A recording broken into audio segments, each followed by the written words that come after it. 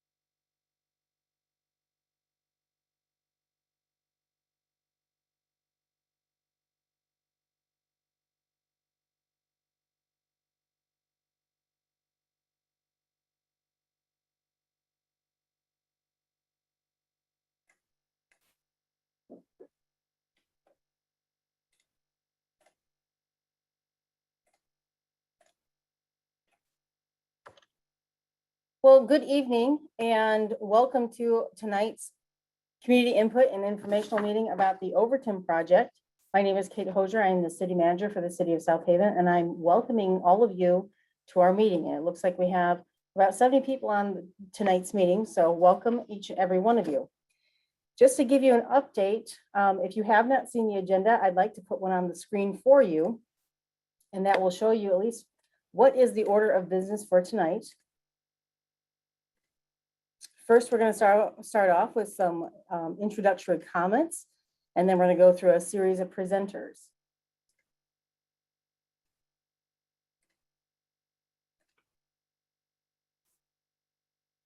So I'm sharing my screen with you right now, and this is just to show you what are we dealing with tonight, which is we have some introductory remarks as to and some background information as to how we got here, as well as then we'll also talk with Ryan Kilpatrick. It's a name and a person who is familiar to all of you.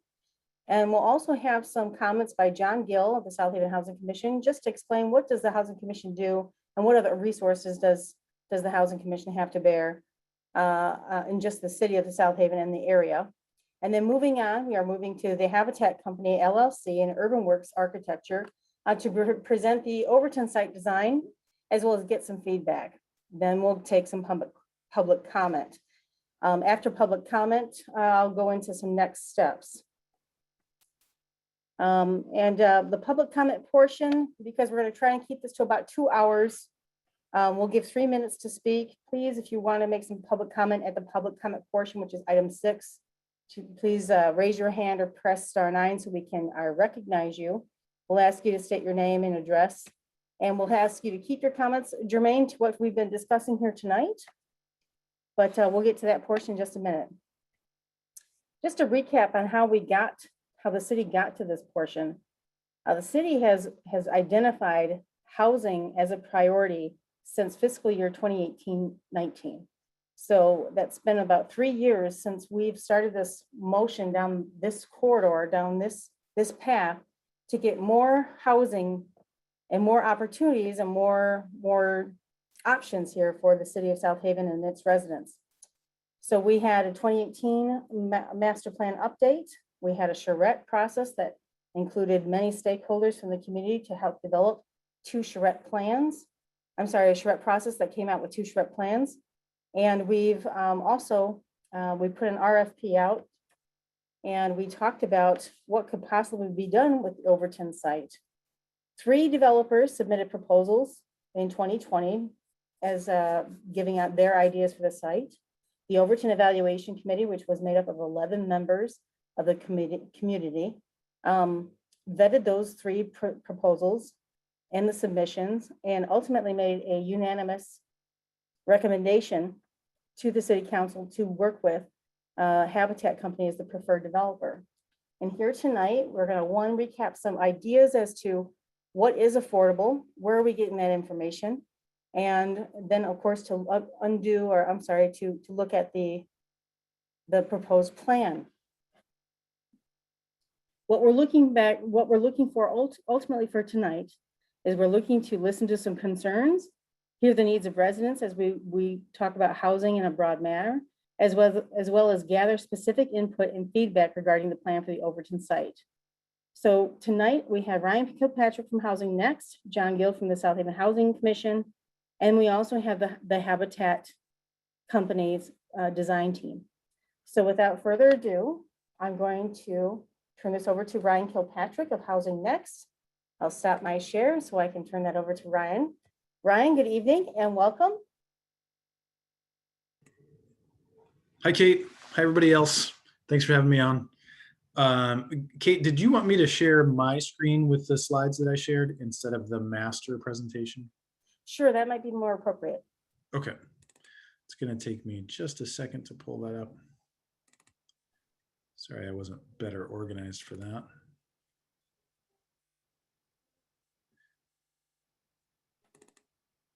All right, it's on its way.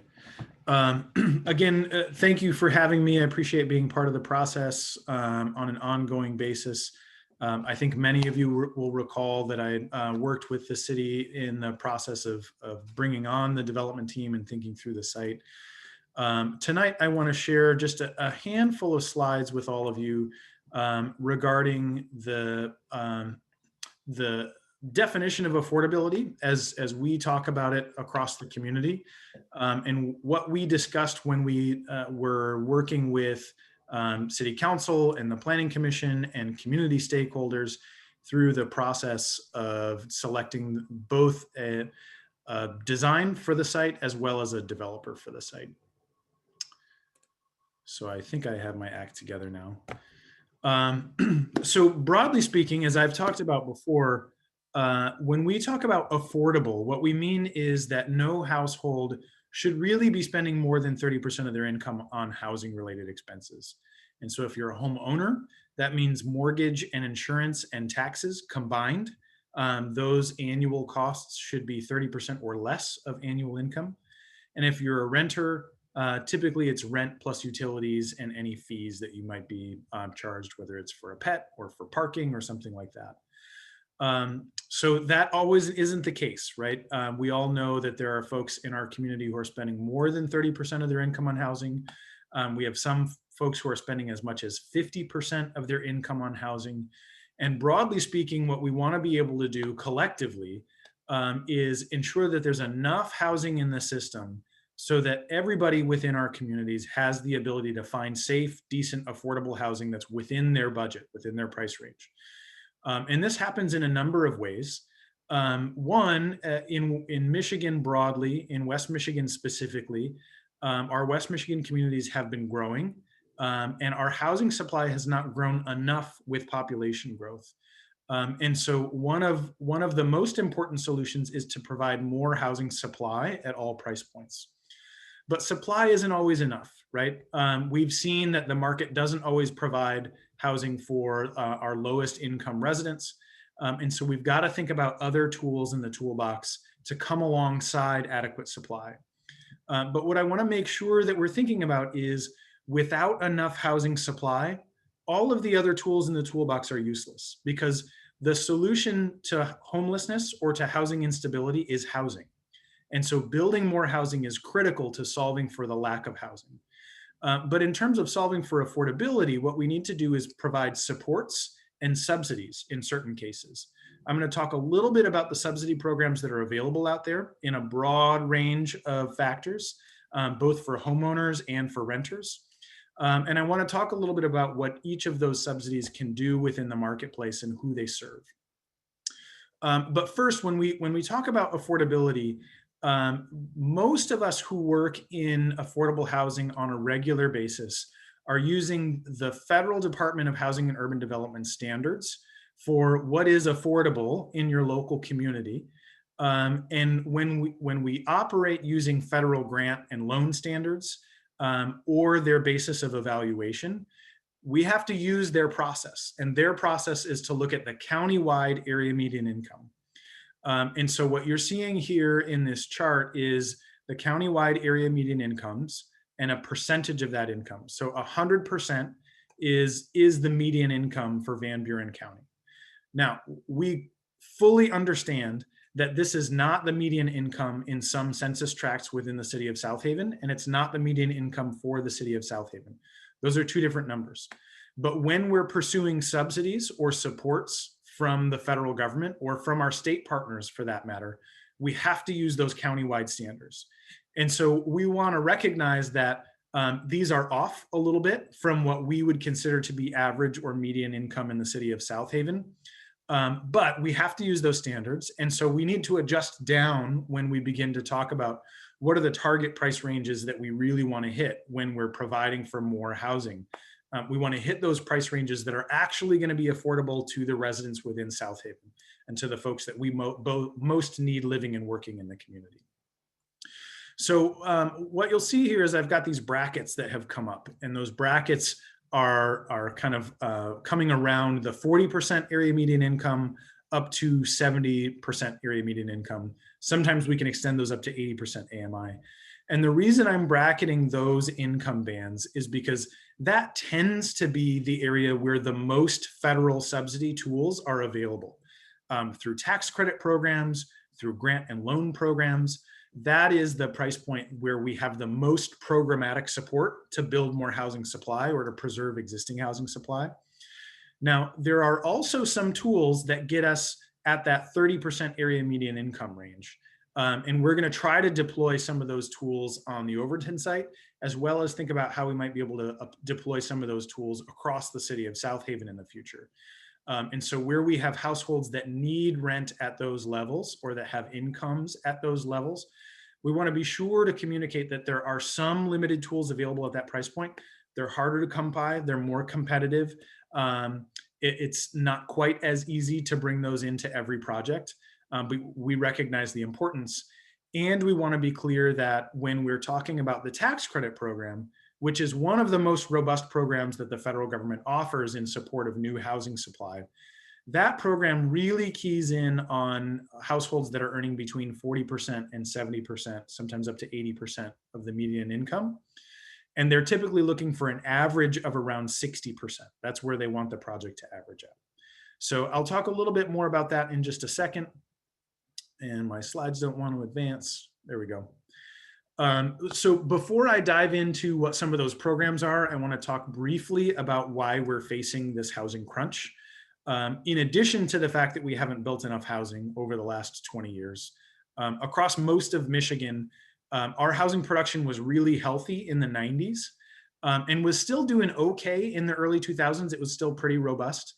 But as many of you know, late 2006, early 2007, we had a massive collapse of the housing market.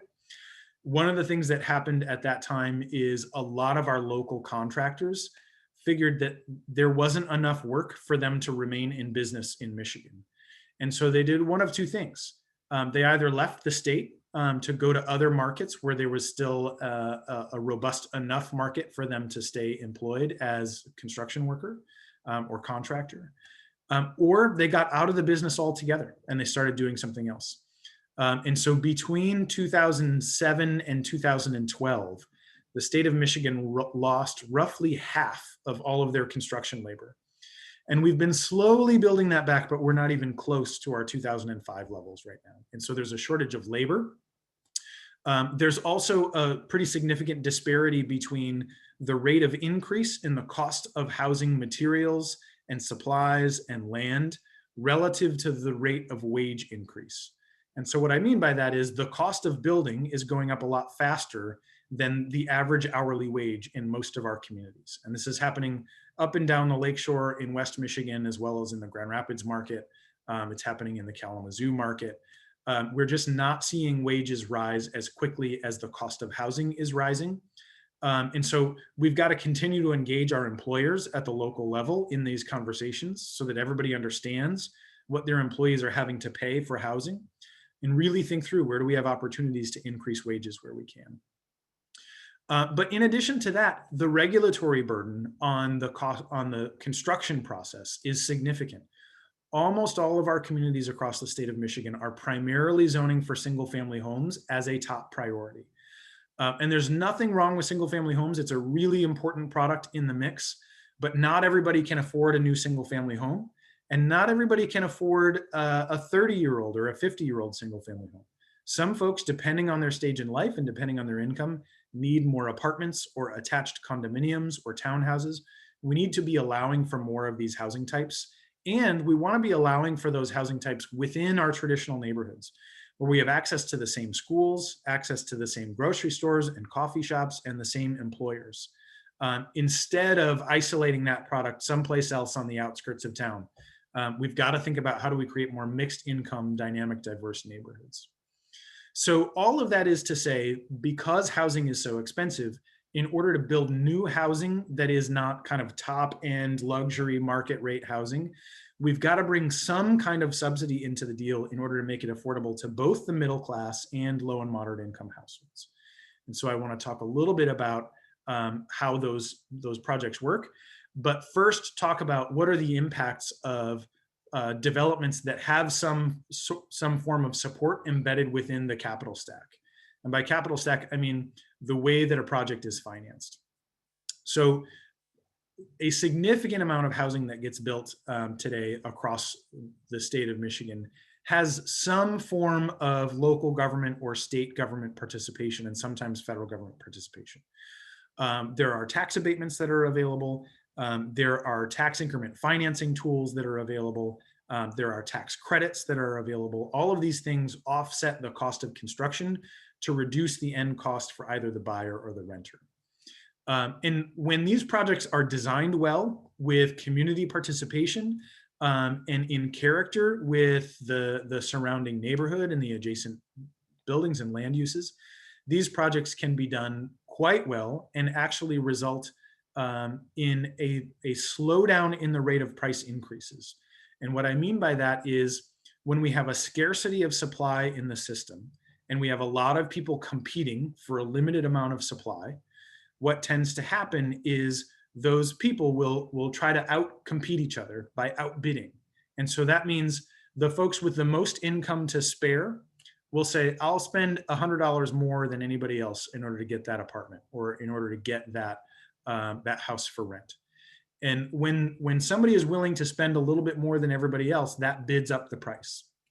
However, when we put more supply into the system, when we add more housing into our system, it slowly reduces that pressure for price increases. It's like a game of musical chairs. If there are enough chairs for everybody in the circle, when the music stops, everybody gets to sit down. But as soon as you take a chair away, when the music stops, somebody's left out, or they've got to start competing, right? So the first point is price does come down when we add supply. The second point is home values are not the same as prices. And so home values do not decrease when we add more supply. What happens is, as long as that additional supply is well done, as long as that additional supply is on character with the surrounding neighborhood and it uses strong finished materials, durable materials, is well landscaped and presents well from the curb, that actually can add to property value. What we've seen over the last 15 years in the marketplace, and I use 15 years instead of 50 or 75, because it is only in the last 15 years that in the United States, we have been reinvesting in our traditional urban walkable neighborhoods. Prior to about 2005, prior to 2000 in a lot of markets, we weren't reinvesting in our core neighborhoods. We were still spending a majority of our dollars in new suburban neighborhoods. But as of 2000, 2005, we've started to reinvest in those walkable neighborhoods. And it is the cycle of investment that drives property values, not the housing typology. So having a rental property next door or a multi-unit property next door does not decrease your property values. What decreases property values is when the next door neighbor is not making comparable investments in their property and the property falls into disrepair. And so what we want to do is make sure that everybody in the neighborhood has the tools and resources available to them to keep their property up and keep it up well and on brand with the community. And so I've provided a couple of examples here, both Grand Haven and East Grand Rapids. Obviously, those are a little bit higher end communities. They have been adding a lot more multifamily product in their traditional neighborhoods. And we have seen home values continue to increase as a result. So what I want to be clear about is when we're talking about price, I'm talking about rent. So for those folks who are renting, when we add supply, increases in prices fall. But when we add high value supply into a neighborhood, it can increase values for homeowners. So I'm hopeful that that distinction is coming across fairly clearly. Now, I think this is one of the last slides I'm going to share tonight and then pass it off. But what I want to be sure of is to communicate that what is happening and what we're going to talk about tonight in terms of the Overton site on Elkenberg, that's not the only investment in housing that the city is going to make in the next few years. It's a significant one, and it's going to be a really important one to target middle class and moderate income households. But it's not going to be the investment that solves every problem for every family across the city. One of the things that we have to continue to do is balance what are our priorities, what's feasible on a given site, and how are we going to finance it. And so where we're not able to solve for every individual household's needs on this particular site, I want to make sure to be clear about all of the tools that are available today and all of the tools that are coming. So the handful of tools that are available today, you see here on the top, MSHDA's down payment assistance program. For those folks who have not owned a home in the last 3 years or are first-time home buyers, there's now a $10,000 down payment assistance program. You can't earn more than 80% of the median income, so that's going to be about $44,000 a year or less. But that $10,000 is available to help support your down payment, help you compete for limited availability of for sale housing in a neighborhood. In addition to that, MSHDA offers the property improvement program loan, and that's up to a $25,000 loan at a relatively low interest rate. Typically, they're lending at about 4% right now, which isn't as low as a credit union might offer, but it's a pretty competitive rate, and they don't require an appraisal. So what that means is if you've got a property that you've really got to invest $15,000 or $20,000 in to fix the roof and the water heater and maybe the HVAC, but after making that $20,000 investment, you're not sure that the property will appraise for the additional loan value, that's okay with the MSHDA loan. As long as you're able to make the payments on a monthly basis, that loan can be available. The next one is the Neighborhood Impact Program. This comes through the Federal Home Loan Bank. This can be for either deferred maintenance or new construction. I think going forward in future conversations, we're going to want to talk a lot more about what the Federal Home Loan Bank can do, how that funding resource can be used in existing neighborhoods for existing homes, as well as on vacant lots for new construction, and how do we finance new housing construction for low and moderate income households. And then the last one that exists today that was recently funded is the Homeowner Assistance Fund. This is a $9.9 billion federal fund that's being allocated to the states to support homeowners who have been impacted by COVID-19. It's really important that you all know about this and that you share this information with friends who you know may need some support, either because they've got deferred maintenance associated with the home that they own, or because they're behind on their mortgage payments. These stimulus programs were designed to ensure that we do not have a foreclosure crisis as a result of COVID-19. So access to these programs is really important. And then there's more coming. There's the COVID Emergency Rental Assistance Program, which is out there now, and there's more on the way. This serves households earning below 80% AMI who have been impacted by COVID-19, have experienced some level of unemployment and are behind on their payments. There is a proposed significant expansion to the Federal Housing Choice Voucher Program. The conversation right now at the federal level is a doubling of the number of housing choice vouchers that would be available in the marketplace. And this is kind of the ticket. The Housing Choice Voucher Program is the primary program that supports households earning 30% of area median income or less. And so we really want to be advocating for that for those households that need it most. And then we've also got an employer-assisted housing tax credit in the works at the state level. Senator Victory is sponsoring that bill. And what that does is it would reward employers for investing in housing for their employees, meaning they could set up a down payment assistance program for their employees. They could invest in rental assistance, or they could invest in a local housing fund that would fund the construction of new housing. And what the employer gets as a result of that is a 50% tax break on their income tax obligation at the state level. So we're trying to really encourage our employers to participate more and more in this process, because it's that disparity between wage and housing costs that is really driving some of this. And while we can't necessarily dictate what is a living wage in the state of Michigan, we can have some conversations about those push-pull factors. All right, this is my last slide.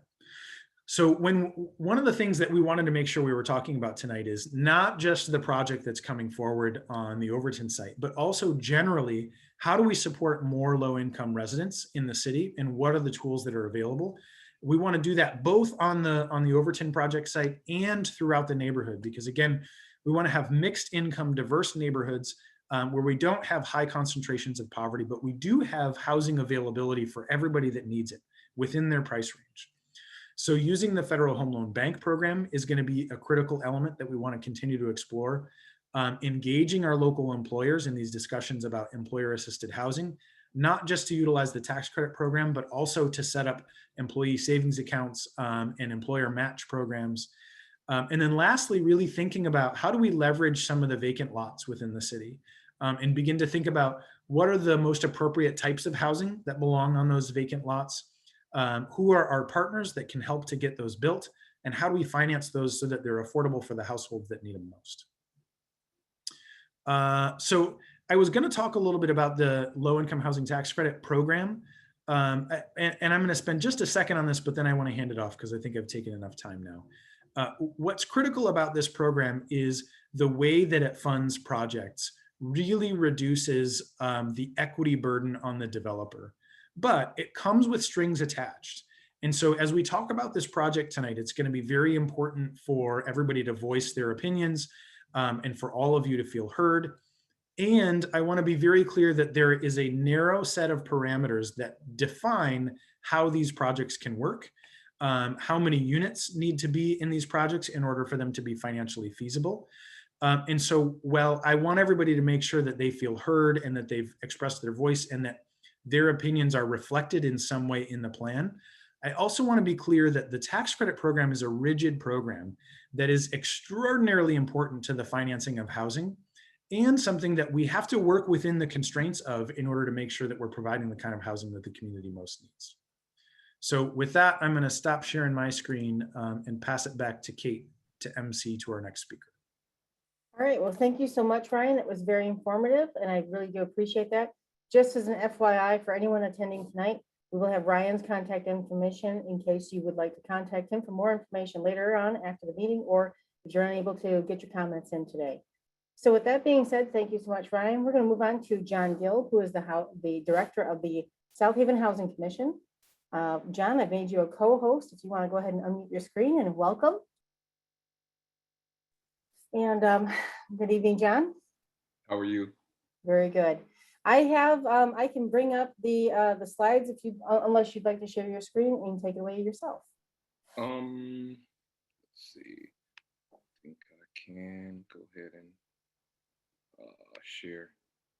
All right. Can you see? Yes, I can. Thank you, John. All right. So, first of all, brief introduction. I'm John Gill, the Executive Director of the South Haven Housing Commission.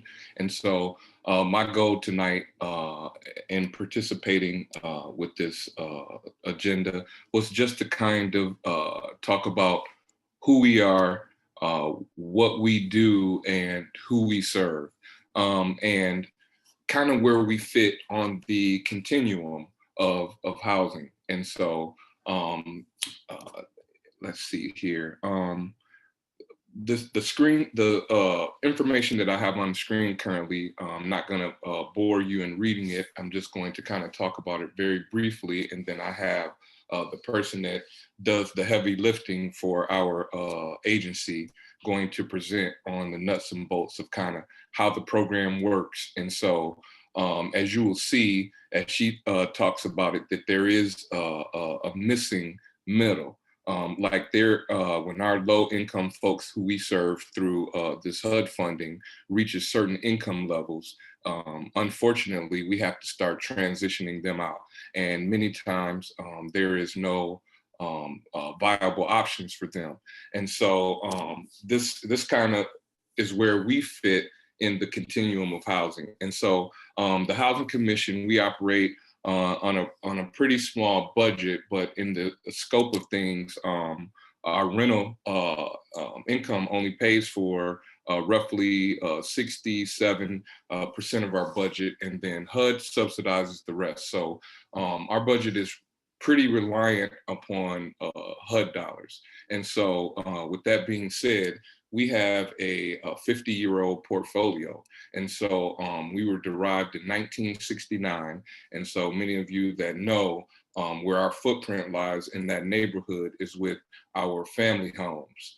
And so we are continuing to try to invest in those. And that is what our goal is in that neighborhood, to try to, make those homes as nice as we can and provide a stable environment for families. And so with that being said, over the past 20 years, HUD has invested roughly $9 million into our portfolio through the South Haven Housing Commission. And so 6 million of that 9 million has been utilized in operating subsidy, which allows us to keep the rents fairly low, and then through capital funding, which allows us to make capital improvements on our portfolio. And the most recent one that we made was a $247,000 investment in our family homes to get new roofs on all of them. And so when you get the opportunity, this information is going to be on the city website. You can look yearly and see what these investments are. This is public information, and what my job is to find the best way to spend this money and to advance the cause of low-income housing. And so with that being said, I am going to turn it over to my occupancy manager, Miss Angelica Gallegos Dickerson, and I'm going to have her do a brief explanation of the program, just to kind of give you some information on what the program consists of. Miss Angelica.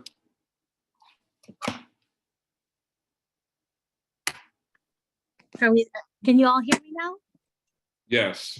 All right, good evening, everyone. So my name is Angelica Gallegos Dickerson, and I am the occupancy manager for the South Haven Housing Commission. And so what makes our housing program different from the other units or subsidized units within the city is that we actually have an income limit in terms of how much you can make. So folks can come into our program with no income, and everywhere in between. But as to John's point earlier, there is a maximum that can be reached. And then at that point, it is our hope that through a family's progress with our program, they have become stronger. They've got some resources under their belt and are able to move to the next step. But again, to John's point, sometimes that next step is a bit hard to achieve if there is not the middle piece for these folks to move into. So the ways that we support our families in moving in that direction, if that is what success is defined for them, is making sure that the income is of course there, or at least working towards that, that they are participating in self-sufficiency programs, which are requirements of the family home program. And so on our side of things, it is our requirement that we track that, we follow that, and we make sure that our families, again, who are working toward that goal, are meeting those requirements. So if you look at the screen, so it'd be pages 10 and 11 in your packet. So eligibility. So of course, we look at family size. We look at the income that the family is bringing at the time, any background concerns that may have come up. And so not everything means that they are not eligible for our program, but if there's anything of significance, we certainly must have a conversation with our families about that to make sure that our families are moving forward. And then we also support our other rental community partners in the past rental history review. And that's important because we want to make sure that our families, as they move through our programs, they're also honoring their responsibilities and whatnot to those that housed them previously when it's appropriate. So that's a piece that we believe in very strongly as well, to support, again, the rental housing in the city. So if you look at the, I guess, middle to end of page 11, you'll see that when you consider the size of the city, so roughly a little under 5,000 people, right? That there are only 514 formal apartment units or housing units that are rented. That's pretty astonishing to me that number is very small. Of those 514 units, so that's counting Briar Hills, Coastal Crossings, Park Meadows, Maple Glen, and ourselves. That's not including the private units that are out there. So of those 514 units, only 285 of them are currently subsidized for low income folks. And so of that number, we are 122. So the South Haven Housing Commission represents a little under half of the subsidized units that are available within the city. So hopefully, did I miss anything, John? No, that I think about sums it up. Just one other thing that I'm looking at on your information here. If you can take a look at here at the percentages of the income levels that we serve, can you talk about what that extremely low, very low, and low means, and then even touch upon what that average household income? So the income levels that HUD defines are extremely low, very low, low, and over income. So of the population that we serve in both our family homes and in our elderly and disabled housing, 80% of that is extremely low, which means they are 50% or less of the median income. So then, of course, you move that forward. So you can see just by these numbers that there is a middle piece in here that is not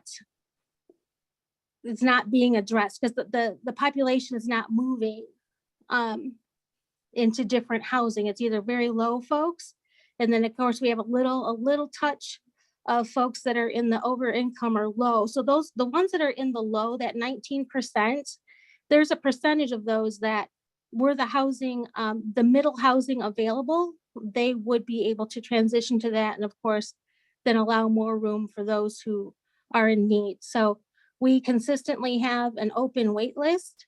Our wait list never closes, and so we are always consistently addressing the needs that are within the community.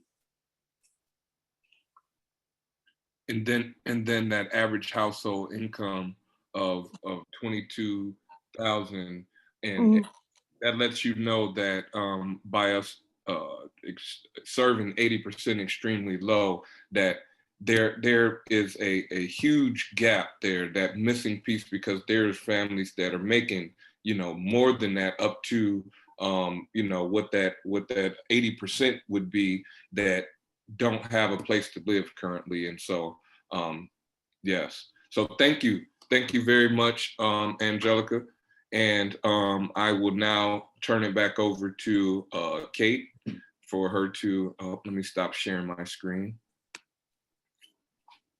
All right, well, thank you so much, John, and thank you very much to you and Angelica for providing the information that you have.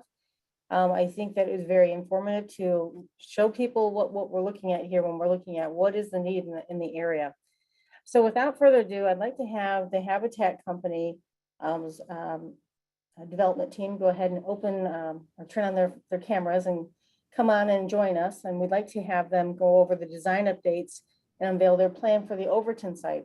And one thing I should probably mention, if it wasn't clear enough, the Habitat Company LLC is the selected preferred developer. So we're going through this due diligence process that the City Council has selected the Habitat Company. And just to make clear, the Habitat Company is not affiliated with Habitat for Humanity.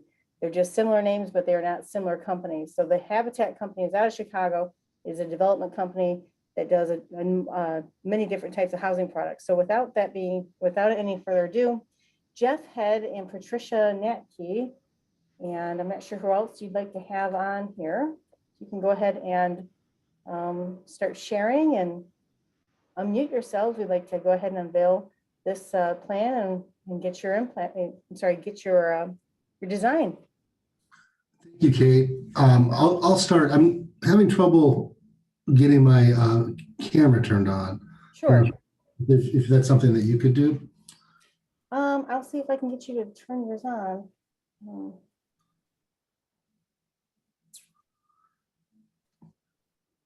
It's not letting me turn on your camera. Okay. Let me see. Oh, here we go. I think I found another path to do it. Here I am. Hello, everyone, and thank you for the introduction, Kate. My name is Jeff Head. I'm Vice President for the Habitat Company.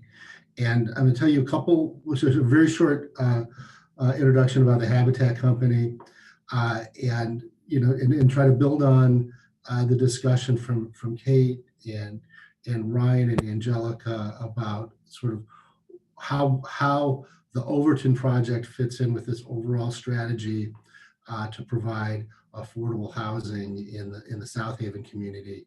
And then I'm going to ask Pat Natke of Urban Works to lead a discussion and present the design concepts that we've been working on over the last few months. So to start with, again, Jeff Head with the Habitat Company. The Habitat Company is a 50-year-old company based in Chicago. We build and manage housing for all income types throughout the Midwest. The housing that we manage ranges from single room occupancy for people at risk of homelessness to luxury high rises in downtown Chicago. We have a large division that I run with my cohort, Charlton Hammer, who's also on the call, that's focused on affordable housing and doing the very kind of work that we're talking about doing here today. And what I wanted to note is, again, the presentation is unrolled in a way that is really designed to show kind of how we got here, and remember back to a couple of years ago when the city started entertaining ideas about what to do with the Overton site and how to find opportunities for more affordable housing. Discussions that Ryan has helped fill in the details of what is affordable housing. And I'm glad that Ryan described it, because I want it to be clear that we don't control the program that we work with. The program we work with really comes from various government agencies. Michigan State Housing Development Authority and the federal HUD programs define a lot of what we do. But what we do in terms of development is designed to address the missing middle, the middle that Angelica described, the middle that is increasingly hard to find for residents in South Haven and lots of places in the country. But South Haven has a particular challenge with the folks that come in from other cities and other towns to buy vacation homes, and at prices that are not consistent with that force the kind of issues that Ryan talked about, that outbid local residents for available housing, whether it's rental or for sale. And so our goal is to try and address the folks that kind of fall in between the gap where they have enough money to buy something new in the South Haven housing market. Perhaps, if you're familiar with the site, the new houses that are being built just to the south of the Overton site, or if you're the kind of housing that Angelica described, kind of fitting in the middle, really focusing, as Ryan said, between 40 and 80% of the defined median income. Who is that? Who are these folks in South Haven that this housing really targets? First of all, it's year-round residents. It's not vacationers. It's people who live in the town year-round. It's working families. These units will have rents if they don't have an operating subsidy. They don't have vouchers, although if possible, we wouldn't mind having a small number of voucher units in the mix. But we're not planning for that. We're planning for what we know we have. And so it's for working families. It's for people who work retail. It's for people, it's for nurses and physicians assistants. It's for paramedics and firefighters, teachers. And it's really that range of folks that have a hard time in the local housing market, and to create high quality housing that will be affordable for the long term. One of the things that could happen if you have new housing and the prices start out affordable, but the developer or the owner wants to raise them as much as they can. That can't be done here. The funds that allow this housing to be built come with restrictions that require the housing to stay affordable for the next 30 years at a minimum. It would be 15 years are a requirement with an additional 15-year overlay that extends the requirement. And I will tell you that Habitat's been developing affordable housing for 50 years, and we haven't ever converted a building from affordable to market rate. So it's long-term affordability for South Haven residents. The other thing I want to do is introduce Pat Natke and the design team from Urban Works. We have a great team, and a lot of you have had a chance to talk to them over the last month or so, as we've been thinking more and more about the site. I think that what I really want to emphasize is this is the plan that the city came up with, the folks on this call have come up with in collaboration over the last couple of years. There's a lot of this site that looks, the site plan has a lot of similarities to what the city put together a year ago when the RFP came out. And I think that we focused on really just trying to refine it and really highlight some of the neighborhood contextual issues, and really come up with a plan that includes a lot of the best thinking from the people who live in the town of South Haven. So with that, I'd like to introduce Pat Natke and her team, which includes Marie Cohn, also of Urban Works, Isaac Norris from IVNA, Susie Froman from the Landscape Architect group, and I called Edgewater Resources, and John Barnett from JB Dennison Design. So with that, I pass it over to them. I will be here to answer questions in the Q&A session, but I really like them to walk us through the plan and the concepts. Great, thank you so much, Jeff. Thank you. As Jeff said, this is our team. It's a great team. I'm Pat Saldana Natke. I'm one of the owners and principals of Urban Works.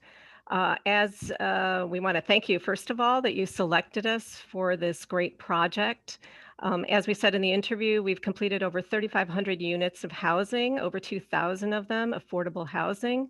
We've had a long-standing relationship with the Habitat Company, so we know the work they do and the quality of work, and the fact that Jeff has even mentioned all the housing stays affordable. We've also worked with the principals of Edgewater Resources.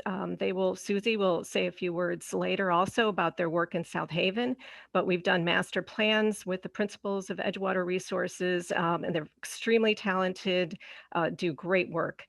We are currently doing work with IVNA in Grand Rapids. We've enjoyed working with him, and some of you have met him through the interview, so he'll speak in a few minutes. John Barnett, we are excited to be working with him. He does interiors and does great work. We have a strong team, a dream team that you will see that we listened.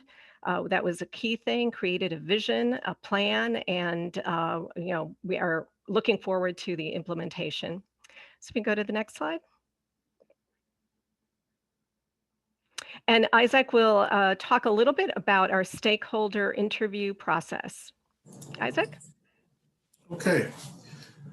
Good evening. I am Isaac Norris, architect, live in Grand Rapids, Michigan, and I've owned and operated IVNA, Isaac V. Norris Associates, in Grand Rapids for almost 25 years.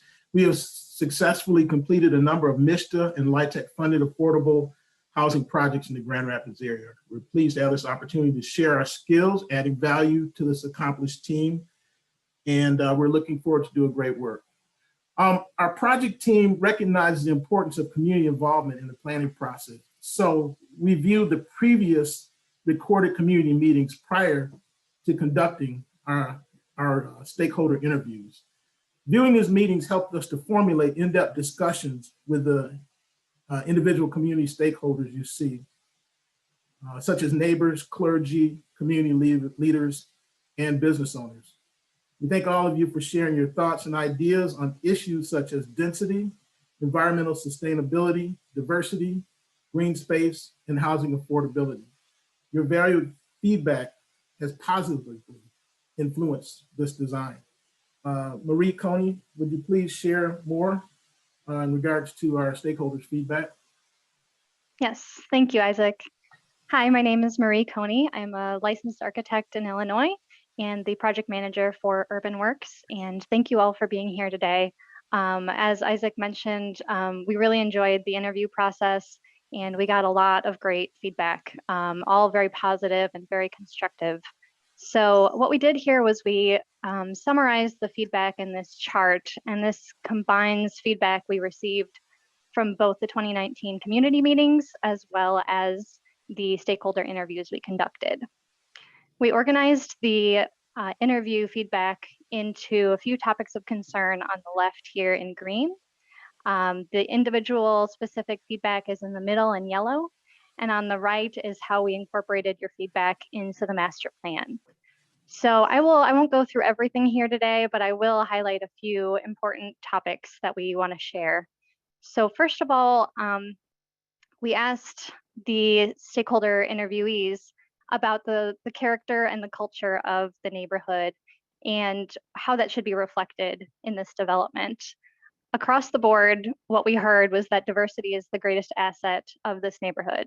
And we were just thrilled to hear that. And we understand that the community expects us to be supporting racial and ethnic diversity in this development.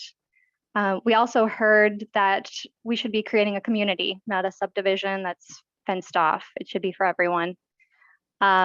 We also heard that there's no singular architectural style that represents the neighborhood, and there should be a variety of styles.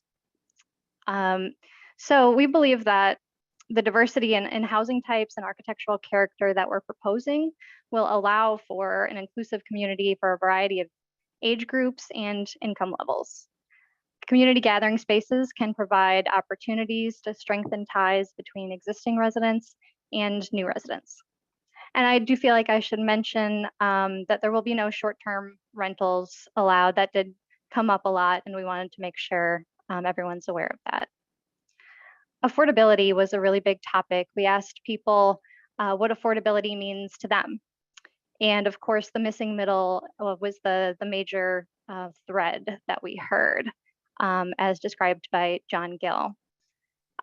We got a variety of reactions, but that was kind of the linking thread there.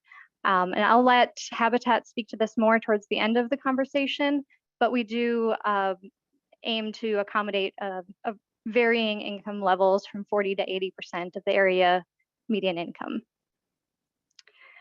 We heard that building economic mobility for African-American residents was important. We heard both that rental apartments are the immediate need for the community, but that homeownership is also critical for building long-term wealth. So we will be providing a combination of both opportunities for rental and homeownership. We heard a lot about density, scale, and parking. We heard that density shown in the RFP response was not in line with the character of the neighborhood or in keeping with the master plan intentions. We heard that the building, the L-shaped building along Elkenberg should be smaller or broken up, and that we should consider the context of the height and scale of adjacent homes in the area. And once we present the master plan here in a few minutes, we'll get into how we specifically implemented your feedback there.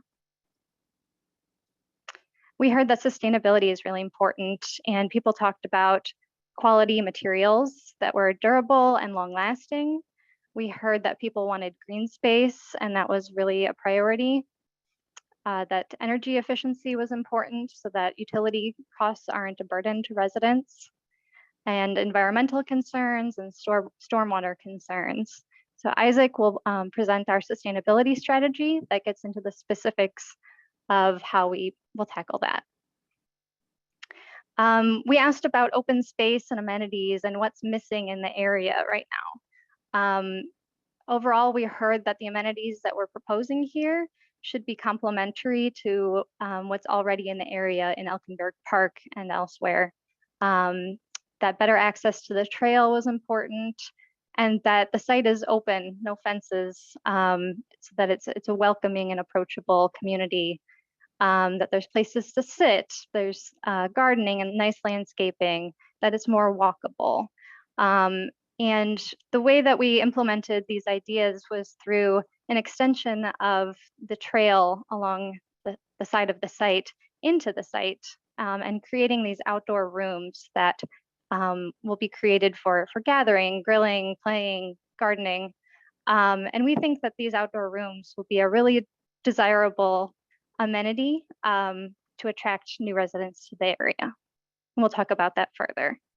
So please review this in the package online for more detail, but those are kind of the highlights, and we'll get into how we implemented them in the next few slides.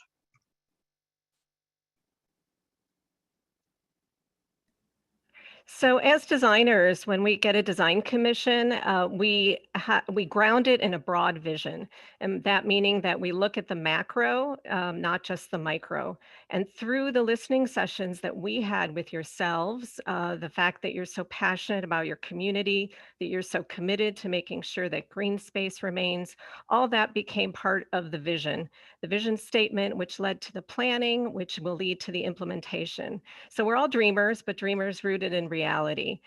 We began looking at the whole city, and as you can see here, our goal was the connectivity to the community. This is a phenomenal site.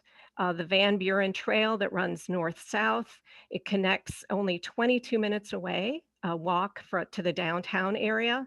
There are bike routes that circle around. The Van Buren Trail is a major asset. Throughout the planning process, we looked to achieve the best possible solutions for both short-term and the generations to come. And we apply our practical experience to ensure that the solutions are also viable. That walk to downtown also connects to the harbor walk, all of that gets people to move, and it's about health and wellness. It's really about the power of community. As you can see right at the site, it's Elkenberg that runs east-west. And we'll show that in the next slide, but also I apologize if you could go back one. As you can see, the larger scale buildings to the right are on Elkenberg, and then they head down Elkenberg east and west, and then there's the green space and then our site. Sorry, next. So density and scale. As Marie mentioned, this is key. We look at the immediate surrounding area. To the north are all of the residential lower scale buildings, 1- and 2-story buildings, which is then where we placed the lower scale buildings. To the south is the 2 and 3 stories, which are the factory lofts, and factory lofts are 2 and 3 floors, 2 and 3 stories. Directly south of Elkenberg, the street, there will be a future mixed density development. That is not part of our project, but that's what we're told.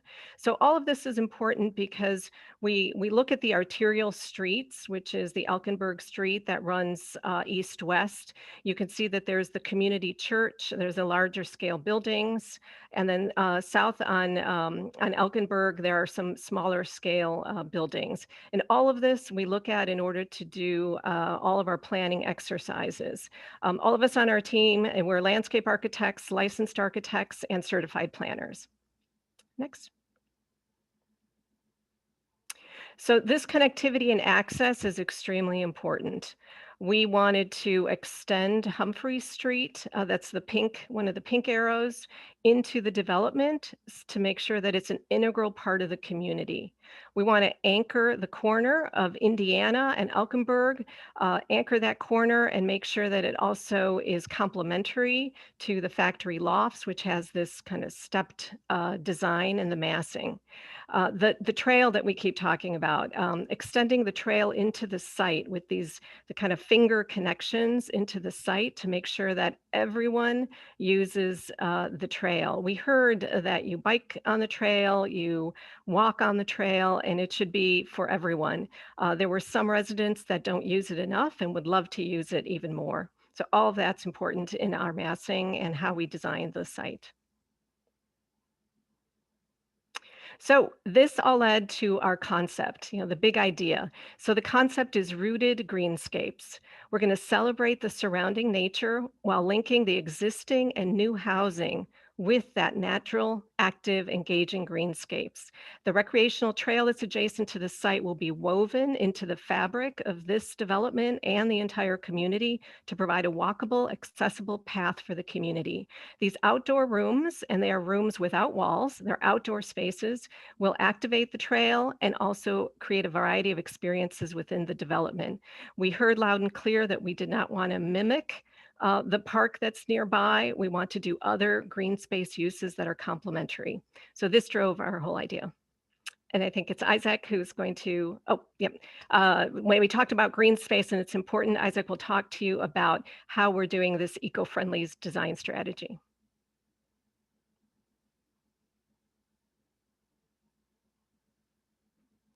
Isaac, you, are you Pat. there? Thank you, Pat.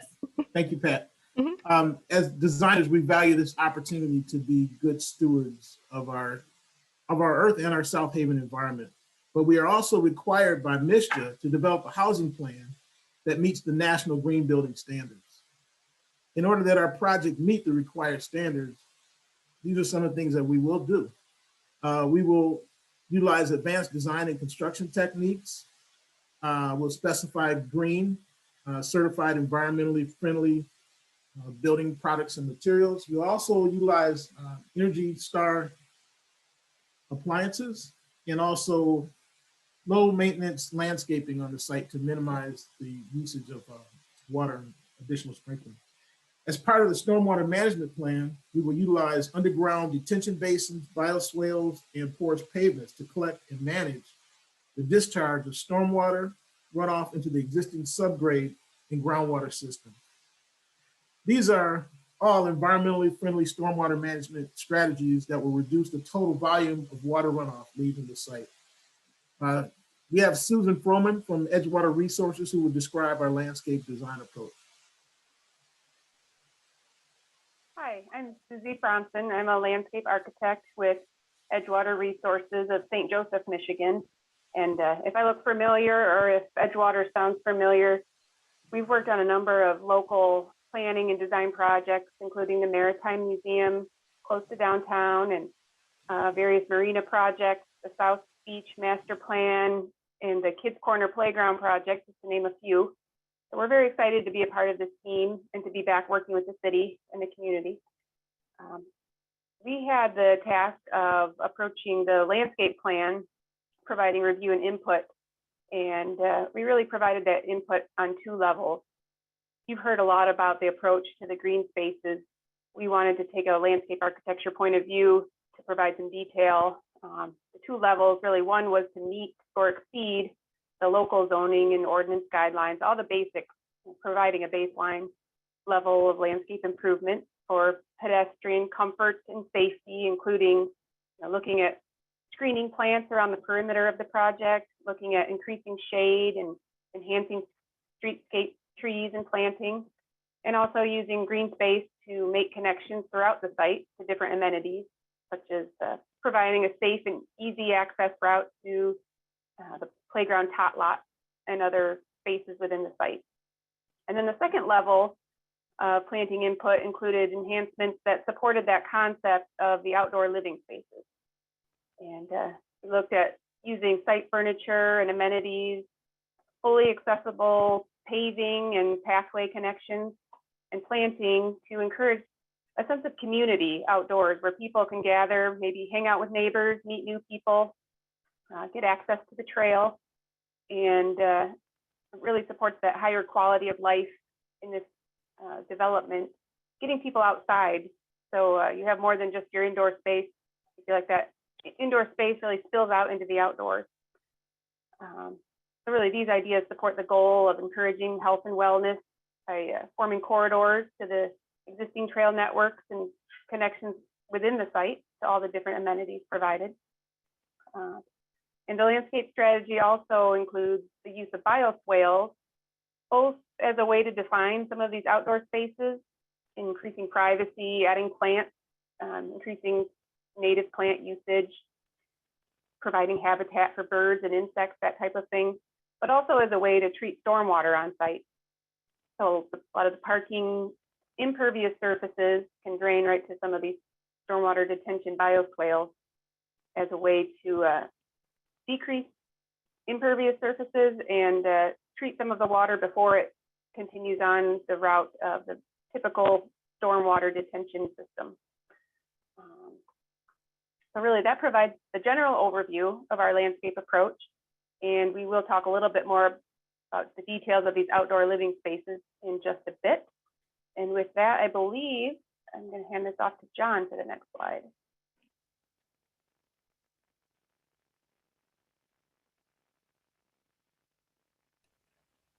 John, you're on mute.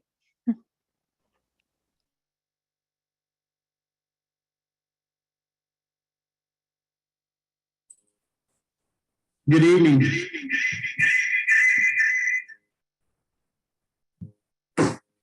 Good evening. This is John Barnett of JB Dennison Design in Chicago. And over a period of many years, I've had the occasion of driving to South Haven, beautiful community of South Haven. And I've gotten to know many people over the years there in the area. And with that said, I've been hired to be part of this project. And my focus is on the design of the interiors of the various buildings that are selected for this project. Let me give you a brief history of the Overton site. S.E. Overton, originally from Michigan, from Chicago, started his manufacturing company on the site in the early 1900s. And he decided to move his operations from Chicago to South Haven to expand his company.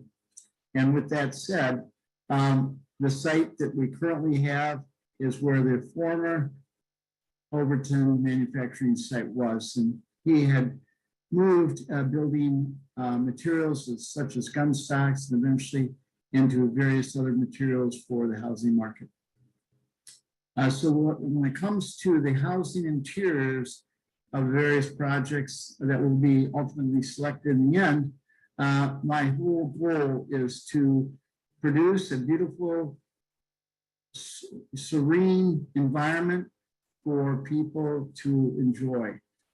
So the materials will be high quality materials, cabinetry, countertops, floor coverings, a combination of many finishes will create a beautiful, beautiful environment for the families in South Haven.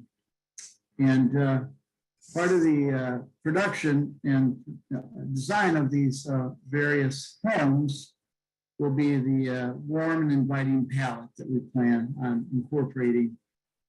The traditional forms and modern approach will complement the industrial insight, will complement the factory lofts nearby. Windows, balconies will provide a variety of interest. And the first floor walkout will be wonderful to acquaint you with the rest of the neighborhood and be a joining attribute to bring everybody together. The exterior of the buildings will be low maintenance fiber cement cladding. So it'll be a very long-term product that will serve itself very well. And with that said, thank you very much. Just a little bit about the overall site concept. As we've heard earlier from Pat, that the site concept is based upon celebrating nature and the outdoor area, enhancing outdoor space and the community's connection to the walking trail. The big picture is that the development is planned in 3 phases. Phase 1 is the L-shaped 60-unit apartment building located at the corner of Elkinburg in Indiana. This phase also includes the required infrastructure that's required for the site. Phase 2 includes the construction of 2 30-unit apartment buildings that are placed adjacent to the natural curve of the trail and the site boundaries. You'll see that in our design, we've utilized that curvature as a trail to bring more of an organic flow into the site development. Phase 3 consists of the development of 26 for-sale affordable homes. Pat, if you would, please further explain our concepts for how we plan to enhance exterior environment. Yeah, thanks, Isaac. So Isaac talked about the different phases, and I'm going to bring in now back to the big idea about these outdoor rooms that also Susie alluded to with some of the different greenscapes that can be done. So as you can see, it's not only a housing development, it's a full community, and it's a community that's going to blend into the existing community with, I'll start on the left, the trail extensions, recreational areas by the townhomes, a community garden on Indiana, a community garden and a play lot, as we mentioned before, for intergenerational experiences, outdoor seating and picnic tables, and we've placed those prominently near the trail and by the factory loft, so there can be that exchange of people and community. Also on that side of the building is the community room. So what we envision is that that community room will be active, and there can be festivals, gatherings, and with all that ample green space right there connecting the two. These outdoor rooms are really special, and they're going to make this development be a special location and destination. I'll now turn this over to Marie, and she can talk a little bit about the specifics of the units, which we've mentioned already, but it's good to go over it. Yeah, diving into that a little bit more. Thanks, Pat. In yellow up top here are the 26 townhomes, and those are 2-bedroom units. The buildings in orange at the southern half of the site are the apartment units, and those are rental units. So there's 118 of those for a total of 144 units. The site is a little less than 6 acres, so that's 25 units per acre. You'll see here we have 178 parking spaces, which means for every 1-bedroom apartment, there'd be 1 parking space, and then 1.6 parking spaces for the 2 or 3-bedroom units. And you'll see that we've worked really hard to incorporate as much green space as possible into the parking areas. And we've also worked to shield the parking areas from the view of the neighbors, so it's not an eyesore. You'll see here in this L-shaped building on the corner, building A, that we also broke up the massing of that. So with this little notch right here. So from Elkinburg, it actually kind of looks like 2 separate volumes. So it's less overpowering on the site. As Pat mentioned, we have a community room at the left-hand side of building A, and there's a patio that spills out directly from that into a garden and picnic area. As Susie from Edgewater Resources mentioned, we've got bioswales kind of linking those green spaces along the trails. And those are these landscaped areas along the trail here. We also have 2 play lots. Those are required by MISTA for the funding that we're pursuing. and they'll be complementary to the ones at Elkenberg Park. So maybe they're smaller scale tot lots that aren't repeating things that you already have. This semicircle at the top of the site here is just a fire truck turnaround due to the length of this parking area here. And we foresee using permeable pavers so that it can manage the stormwater in that area. So we'd like to present to you some of our architectural renderings of the site. This is a view looking northeast on the site along Elkenberg Avenue. This is the factory lofts on the left here. And we're looking towards the site. This is the trail in the middle here. And we think it's important that to note that the scale of the buildings along Elkenberg is appropriately sized relative to the size of the factory lofts. We also wanted to point out that this trail currently is kind of stark. There's not a lot of trees or shade. So we think it's really important to add green space along the trail and also on this corner here as you enter the site to make it a really welcoming and lush experience for residents.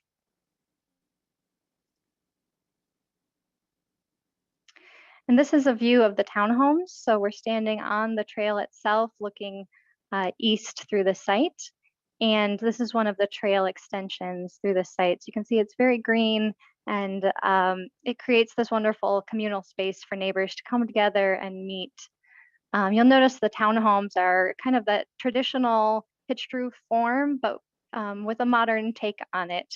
They've got these metal balconies that extrude out and allow residents to kind of have that private but public space as well, overlooking the green space. The windows are black framed, I should say. They'll be energy efficient and they tie in with that kind of industrial and aesthetic of the former factories on the site, as well as the adjacent lofts.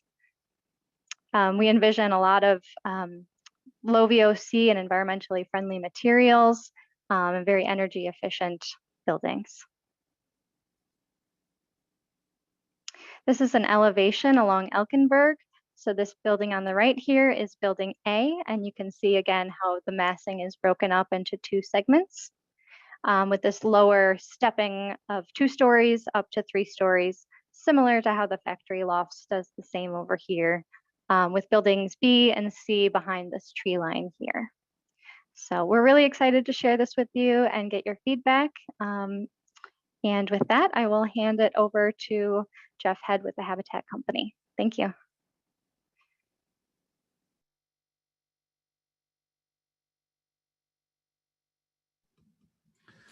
Thank you to the whole team for a great presentation. I believe is there one more slide? Can you go to that slide? And so again, just to recap on going back to affordability again, and then we'll go to Q&A. This is really just putting a little more illustration on Ryan's presentation in his slide, which was numbers only. But to give a feel for what is 20%, what is 40% of AMI, what's 60% of AMI. For a 1-bedroom, a teacher's assistant is an example of somebody making under $22,000 a year, and they could afford a $581 rent, and that's about the level that that's the level the rents would be set at the 40% for a 1-bedroom, 1 person. For a 60%, an EMT, I mentioned that as a specific reference when we talked earlier. $32,000 a year, $870 for rent. For a 2-bedroom, 40% would be like a medical assistant, a little under $700 a month, or a firefighter, right around $1,000 a month. And for a 3-bedroom apartment, again, moving up a little higher into a first-year police officer or a teacher. These are the missing middle. These are the folks that are really challenged in the marketplace, and that we're trying to find a way to preserve housing accessibility within the tools that are available in in the housing marketplace. And so with that, we'll turn it back to Kate and talk about how to go to the next steps with the Q&A. Well, thank you so much, Jeff, and thank you so much from the Habitat team. So we're going to be at that portion of the agenda where we're going to start taking public comment. So if you'd like to make a comment, there's a little icon on the bottom of your screen that says raise your hand, or you can also dial *9 if you are on a telephone. Now, just to be clear, and so we can get everyone's comments, the comments will be limited to 3 minutes. You just state your name and your address. We can get some good minute taken down, and we'll go ahead and start the process here. So let me get my thing here, and I'll go ahead and see. I see Clark Gruber. Clark, if you want to go ahead and unmute yourself, I'd go ahead and got you there, and you've got 3 minutes, Clark. Excellent. Thank you very much. I want to commend everybody on the great work and the great project that I've seen. My neighborhood's actually in a high density condo complex. And I really would think we need to look at neighborhoods as living areas with many potential types of dwellings, single family, apartment complexes, condominiums, duplexes. I attended, fortunately, the charrettes, and I really think the potential projects that were developed and envisioned, those were actually put in the plan here, and they were put into the master plan. I thought they did an excellent job there, and this potential project in the phases as presented, in my opinion, I think this really hits the mark of what came out of those charrettes and listening to what we're looking for, and that is converting a light industrial zone to the RM1, which kind of matches many of the places around there. They did a nice job even matching the 3-story condo next door, in the missing middle, workforce housing, affordable housing. I think this is where we need to be. I think apartments are a great place to start. Density obviously is going to give us, I think, that value per unit. And I would know, I live here on 525 Superior Street. It's an RM1 condo. We've got 53 units of a repurposed building. And right now the apartment segment of South Haven and from a housing as presented is actually in very short supply. The market rate we've got, pretty much is, Green Street, Dockside, the new 335 building, which is awesome. There's 18 units. They're already full. And with Hales coming soon, there's maybe another dozen.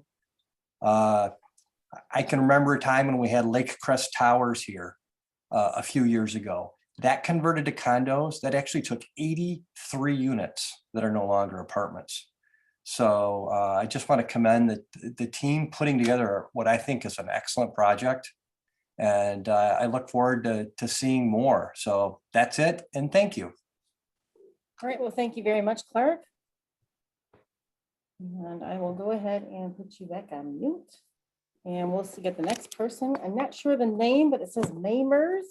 I'll go ahead and ask this person to unmute yourself, and you've got 3 minutes. If you can state your name and your address. Hi, my name is Amy Mason.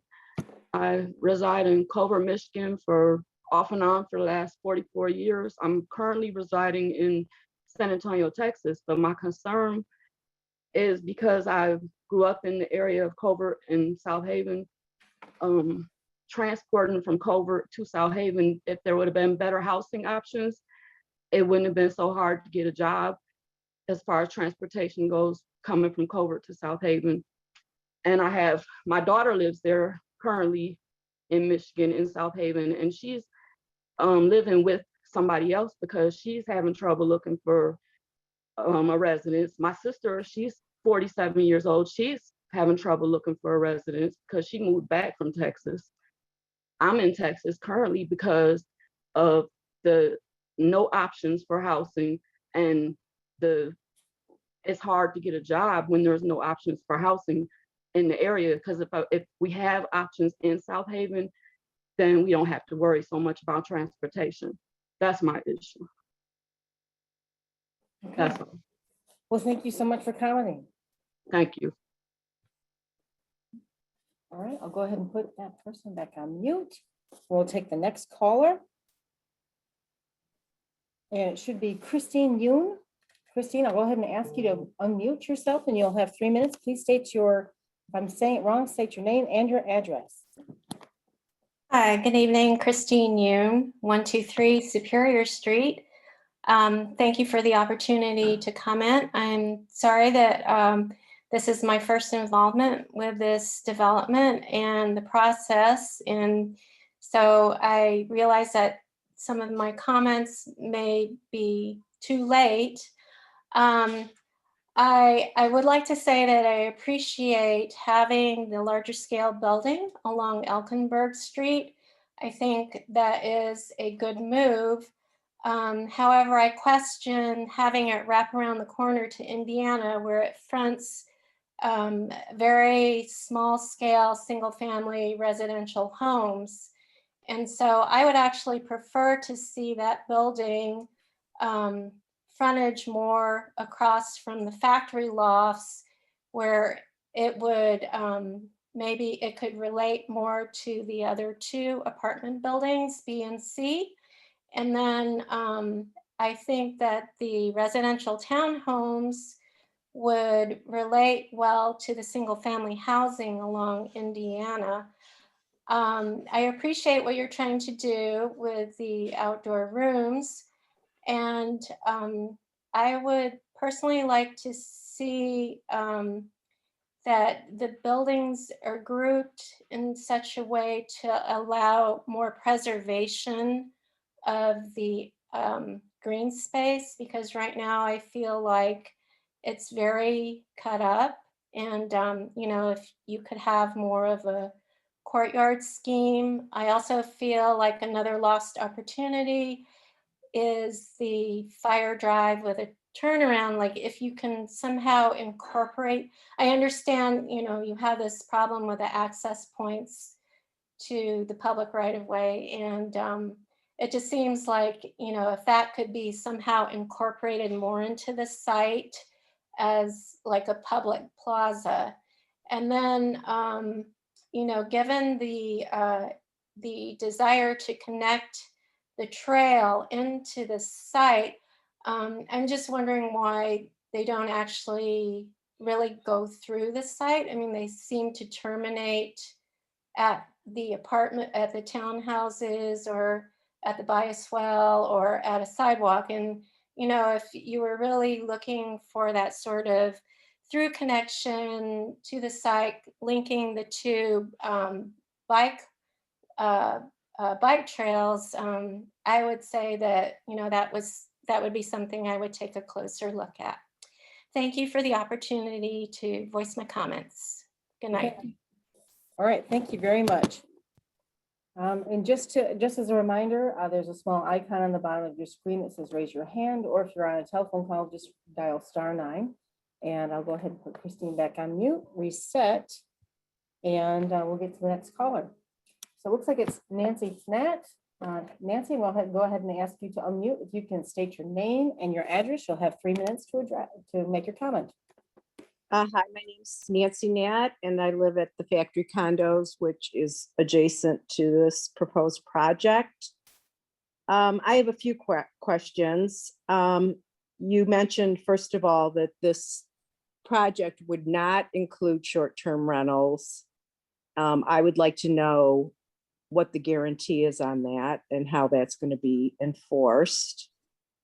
I'd also like to know what is the breakdown in the apartments in terms of cost for whomever's buying it, and how will these apartments be managed if there's problems within the building, who gets contacted, and how is the problem solving things handled. Right now, I feel like we have an open community here between all of us, and I feel like this apartment building is going to once again block us from our neighboring communities. I understand from all the presentation that went on and on that we have to meet certain criteria for this type of development, but I still feel like home ownership is the ideal way to go in this community. And we could have affordable housing and allow people to have the ability to have a home, have the American dream versus living in a dense apartment building where you're on top of each other with very little square footage, regardless of all the green space and everything else that you've been talking about. And I'm done. Okay, well, thank you very much for your comments, Nancy. All right, we will. Nancy had a couple of questions that I think that would be great to answer. And maybe I would ask that Charlton Hamer from my colleague at Habitat address the, there are two questions. One was ensuring long-term affordability, and two, about the property management. So good evening. This is Charlton Hamer. I'm Senior Vice President of the Habitat Company. Very appreciative to be here and have the opportunity to meet the needs of the residents of South Haven. I'd like to thank City Manager Hosher for really embarking upon this and providing full transparency to the public and being able to get their input as we are here tonight. Let me answer the question in a couple of different ways. One, the Habitat Company manages about 25,000 units, and we have a presence in several places throughout the Midwest and actually in Florida as well.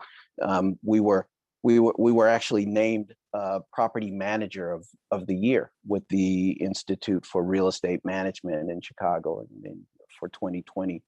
And we manage a variety of different property types and at various different income levels, from high-end market rate to affordable, that missing middle, and also public housing as well. And so we have a very long history of property management with different communities and dealing with different environments. And so as far as the contact is concerned for property manager, that would be us, the Habitat Company, and our team. And we would have staff and team members who are on site there to meet those needs. So that's one. The issue of housing that would be permanent apartment housing, and nothing in the realm of being transient. I think that's more or less your question. It would be enforced by a lease. People would enter into a lease. People and families, individuals and families, would enter into a lease for at least 1 year, which is customary with most rental and apartment complexes that you have there in South Haven, and also throughout Michigan and actually most of the country as well. And most of the financing that we're getting, if I'm correct, Jeff, wouldn't allow us to have anything less than an annual lease, and so would not be anything less than that. Yeah, I think the answer is very simple. That it's strictly prohibited from the financing. So it would be a major risk to the company. Beyond the fact that we were committing to do it, we have financial incentives not to do it, and the incentives are strong and punitive. So I'll leave it at that, and hand back to Kate to go back to the Q&A. All right, well, thank you so much, Jeff, and thank you, Charlton. So we'll go ahead and continue on with some public comment here. I'm not sure who this person is. It's just a telephone number. It's 517-750-7452. I'll go ahead and ask you to unmute. If you would like to go ahead and state your name and your address, you have 3 minutes. Yes, this is Dan Agnello, 964 Everett Parkway. We live just south of the factory lofts. I have a few questions. Like I think it was Christine mentioned earlier, I think the density of the apartments is too much. I think you could chop off the wing that's on Indiana, maybe break that building into two different buildings. Also, I'm concerned about what about the sewer system? Is the developer paying the exorbitant cost that it costs to connect to the sewer and water system? I know it's $25,000 for a private lot just to connect up. Are they paying that fee? How much of this is being subsidized by our taxes? I think the density in those apartments is way too much. And also we're concerned about parking too. All those buildings, I don't know if there's adequate parking. And I think the green spaces, like mentioned earlier, should be expanded. Right now it looks like there's only green space in the southwest corner and the northeast part once you start doing the other phase off of Indiana. So that's my comments. Thank you. Okay, thank you, Dan. All right, mute Dan, and let's get another comment here.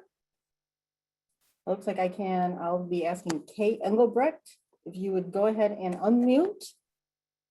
You can state your name and your address. You'll have 3 minutes.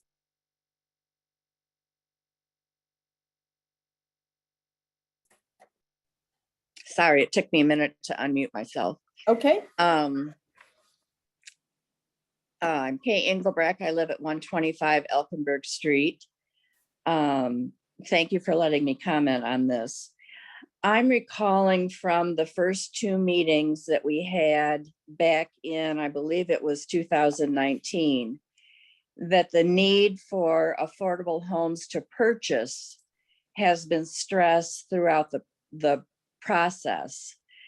In this proposal, there's only 18% or 26 townhomes that are for sale versus 118 or 82% apartments for rent. I'm wondering why there's not a greater percentage of townhomes for sale, such as 40% versus 60% to rent, so that people can own their homes rather than renting, especially if there are people that are topping out of the South Haven Housing Commission, when there's programs such as that MSHDA that was spoken about tonight. I'm also wondering why the townhomes cannot be built, some of the townhomes at least cannot be built first, so that perhaps, as I said before, the US or MSHDA can be taken advantage of. The waiting list that the South Haven Housing Commission has can perhaps be pared down because there are people topping out of that. And the financing can be arranged for the people that are able to take advantage of purchasing first-time homes during the construction process. As you're talking about third story matching the 3 stories at the factory condos, greater than 95% of the factory condos are 2-story. There's only one very small unit that occupies less than 5% of a 3rd-story portion of that building. So I believe that 2-story would be much more appropriate for the entire part of this development on the Overton property. I'm concerned about the parking. I don't believe that 1.24 parking places per unit is sufficient in this rural area where almost everyone needs a car to go to work. There's no mass transit system in place. I'm wondering where visitors are going to park, how the overflow is going to be handled, especially in the winter when no street parking will be available due to snow plowing.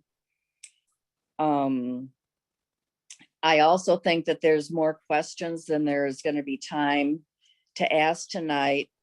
And I'm wondering if any additional questions, will they be answered if we send questions via email, either to Kate or to Habitat or Yes, Urban Development? Yes, and Kay, actually, that's your 3-minute time, but yes, at the end of our thing tonight, we'll be putting up the contact information to go ahead, and if anyone has more information or more questions they'd like to have answered, we'll have our contact information from both myself and Griffin Graham, the Assistant City Manager, as well as Ryan Kilpatrick and Jeff Head from the Habitat Company. So for anyone on the call tonight who would like to have more information, please submit them to the contact information that are contacts that will be listed here tonight. And with that, we'll move on to the next person. Oh, sorry about that. And we've got Lisa V. Lisa, go ahead and we'll unmute you. If you can state your name and your address, you'll have 3 minutes. Hi, I'm Lisa Beck. I'm at 879 Monroe Boulevard. I have a lot of concerns, many of which have already been expressed. One of them is with the factory design, though. I am confused on, that's one building in the entire neighborhood, not where, while it's a fine building, why we would be matching that. It doesn't with the aesthetics of the entire neighborhood. I'm worried about the density because they are going to be building on the other side of the trail and both sides of the trail with a lot of housing there. Meaning that in the leases would be a year. My husband and I have had a couple long-term annual rentals for 17 years in South Haven, and I can assure you that it's very, very difficult to enforce a Michigan lease. So I'd be very interested in seeing the lease and seeing how that's going to be done. I'm worried about the green space. I'm worried about the 2.24 parking spaces that Kay mentioned. People, if with no public transportation, people are going to have cars if they're trying to go to work. And there has been comment that there's not enough work in South Haven to support 118 units. So either way, either they're going to have to be driving somewhere else or not. Another thing that very much concerns me that has not been brought up is the soil testing. I know the city said that the soil was fine. I think we should get to see the results. I think there should be additional testing. As you know, there's contamination from the factory, behind the factory that has been cleaned up. There was contamination plaques across the street for no digging in those areas due to cadmium. I would hate to see people buying or renting units, especially with small children, where that is not safe. I also worry about not enough green space. And I think that 3 stories is too high. As they mentioned, the factory has one little tiny building or one tiny apartment that is 3 stories. All the rest is 2. And again, the design of it, I really don't think fits in the neighborhood at all. Thank you. Okay, thank you very much, Lisa. All right, we'll keep going on. I'm not sure who this person is. It just says Soha resident. So I'll go ahead and unmute you. If you can state your name and your address, you'll have 3 minutes. Hi, this is Mary Hasley. Oh, can you hear me? Yes. 726 North Shore Drive. And I have the following. First, in looking at the request for proposal, one of the key points was affordable housing for first-time owners. And some of the initial drawings had 50 townhouses and it was reduced to 26. It decreased the parking ratio, as already been stated. This is a rural area. It's not like Chicago. It's not like Grand Rapids. There is no mass transit. If you have a driver's license, you have a car. And there needs to be ample parking for residents and visitors. And I don't see that. I saw the decrease in the 1-bedrooms I saw increase in 1-bedroom apartments from 55 to 75, mainly at the expense of the 2-bedroom. And if we have people trying to move off the list that the city does because of the wait list, I just don't see that working. I think the density also is too much. I mean, one of the bubbles said you moved the larger corner building away from the factory lots and stepped the building from 3 to 2 stories. But that's not really accurate because the 3rd story is 90% of the size as the 2nd story. So due respect, it's really 3 stories. Every building for apartments is 3 stories. There was no step down that is seen from the renditions provided. The number, so the RFP had indicated 100 plus.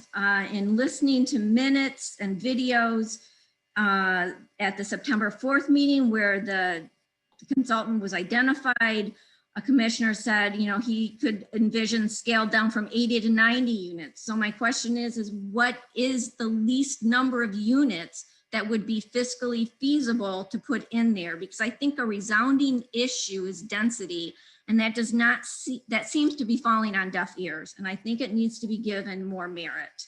I appreciate that there's a crisis, but there's housing going up in multiple different locations. The city commission has commented that they need to work not only within the city, but within the whole area, which also impacts the schools. And so it needs to be a more routine, more evenly distributed evaluation. And with density also comes the ripple down effects. So what are the additional increase in population? How is that going to affect our schools? How is that going to affect the number of teachers and expenses? And also the impact on the city and the resources for fire and things like that. And I also note the contamination. Oh, sorry, Miriam. Oh, sorry about that. And also expenses. I'd like that to be transparent. Okay. All right. Well, thank you, Mary, for those comments. All right. Sorry about that, folks. It just doesn't like to stop sometimes. We'll keep going on. Wendy and Nuki, I'll go ahead and ask you to unmute. Wendy, if you can go ahead and state your name and your address, you'll have 3 minutes to put your comments or questions in. Okay. Hi, everyone. I'm Wendy Onuki. My address is 315 Prospect Street. And I just wanted to say thank you for putting this together. Obviously, housing is a huge issue in South Haven. And I think this is one component of a solution for people who want to live and work here. So I think the plans look great. I know people have raised some valid concerns that are interesting. And hopefully all those answers will be shared. I also was wondering about the soil safety when I saw the community gardens and green spaces. I assume that's been remedied, but it'd be nice, like the other person said, to see the results of that. But I just wanted to make a note for public record, basically saying that there is a need for first-time home ownership, but also for long-term apartments here. Not everyone wants to buy.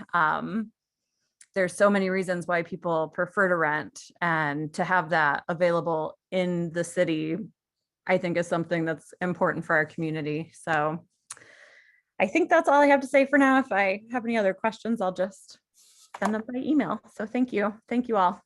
Kate, there have been several questions about the soil. Do you mind if I take a second? Go ahead, please. So I've heard several questions about the soil, and I just want to make a couple of comments on that. First, the programs that we would use to finance the buildings have absolute requirements for soil testing and remediation. It's a common occurrence in redevelopment of infill sites in cities. It's frequently in older cities, there's some kind of a soil contamination in place when a building's torn down. Our team is very experienced in dealing with it. We will have money in the development budget to address it, and we will, as with the leasing question earlier, it's an absolute requirement. We will not receive the funding to do the development unless there's a plan to remediate the soil, which would be done concurrently with the development. That's it. All right, thank you, Jeff. Moving on, we'll go ahead and ask Barbara Dargis. Go ahead and unmute yourself. You'll have 3 minutes if you can state your name and your address. Hi, good evening. Can you hear me okay? I sure can. Go ahead, Barbara. Thank you. My name is Barbara Dargis, and I live at 712 Maple Street. Thank you all for the presentation. I have to echo a few of the concerns. I acknowledge a need for housing, but South Haven is a community of single-family homes. It's largely a community of single-family homes, and I think this proposal is out of character, not only in terms of the density, but also the style. It looks so harsh, as described as a concrete facade for the apartment buildings. It doesn't look like South Haven. So I will just register those comments. And it's just too much density for such a small space. Okay, thank you very much, Barbara. Is that all you wanted to commit or comment on tonight? Okay, looks like Barbara is. Okay. I'm sorry, can I clarify? It said it was a concrete facade, so there are no concrete facades. I think maybe what you heard, it was cement fiberboard panels. So it's not a concrete facade. I just wanted to clarify that. It's a cladding system. Okay, thank you, Patricia. I'll go ahead and ask the next person who's on our list here. It says Jean Joseph. Jean, I'm going ahead to ask you to unmute. If you can state your name and your address, you'll have 3 minutes to make your comment. Hi, my name is Jean-Joseph, and I know it's French. You're forgiven. My address is 106 Orchard Drive. My question is this: based on the number of units, is this a funding thing where you have to build something that large in order to secure the funding? And I'm also curious, do I get answers to the questions now, or is it something you're going to email me? Because I've noticed there are a lot of questions that have not been addressed. Miss Gina, if you would like to give us your email address, otherwise, or you can submit your questions, we can get them answered to you and emailed back to you if you prefer to keep that private. If you'd like to submit those questions to us offline, then we can get them to you, submitted to you offline. No, I'm okay with you guys answering now. I was just wondering what's the format? Is this something where you guys don't answer questions? You just answer the ones you want to? Is this your, well, I guess let me counter with that. Is this your only question? Because we do have, I got another 8 minutes. I've got another 5 more people who need to make comments. Plus we need to talk about next steps. So is there anything further that you'd like to have answered? No, that's really the main question that I have. Okay, well, we'll go ahead and put you back on mute and see if we can get an answer to your question. Go on to the next person. Jeff, is there anything you can answer about this question? Yeah, I can.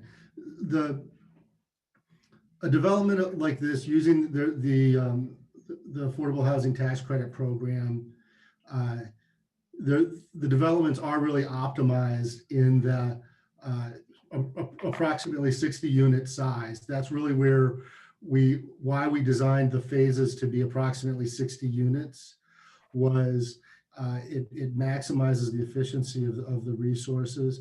They're very complicated financial transactions with significant costs associated with legal. As I mentioned, there's the remediation costs. There are specific allocations amounts that are given by MISHDA, MSHDA, as mentioned before.